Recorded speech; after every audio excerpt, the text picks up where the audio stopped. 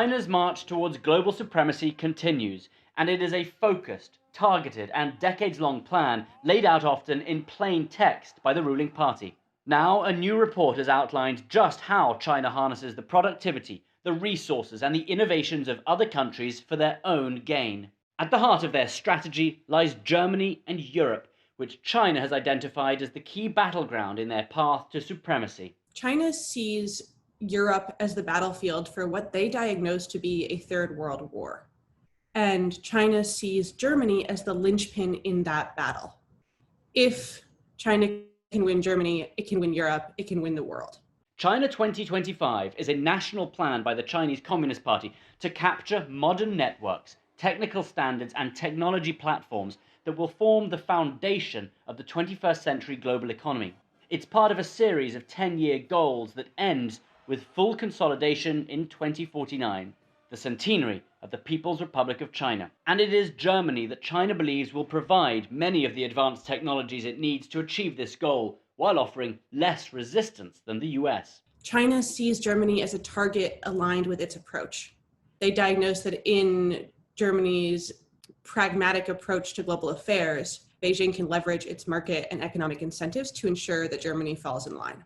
China not only co-opts technology, but crucially uses its investments in infrastructure, ports, and logistics to harvest analytics, allowing it to collate the most definitive map of global trade and markets, giving them a key competitive edge. Information is key. There is a military component as well. China takes civilian resources and repurposes them for military gain, buying companies whose technology can then be converted to, among other things, weapons or advanced nuclear technology. Of equal concern is China's manipulation of international bodies.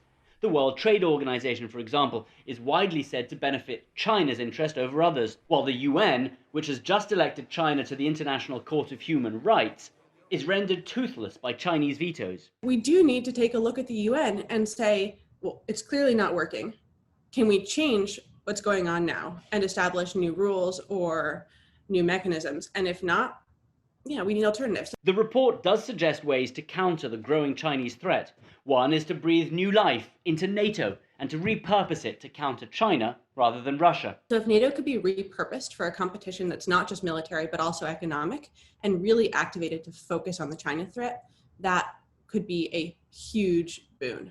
President Trump has made very clear that he recognizes the threat posed by China and has taken steps to counter intellectual property theft and trade deficits. But for the tide to be turned, the report suggests the US must take on an even greater role in holding them back, leading the way in a coalition of like-minded countries. No country is willing to lead on this without the US on board, and that's the real challenge. Europe would be all too eager to look again at the rules of the international system, but they're not going to do that if they feel like the US isn't a sure partner. And the US has correctly diagnosed so many things that are wrong with the global order right now.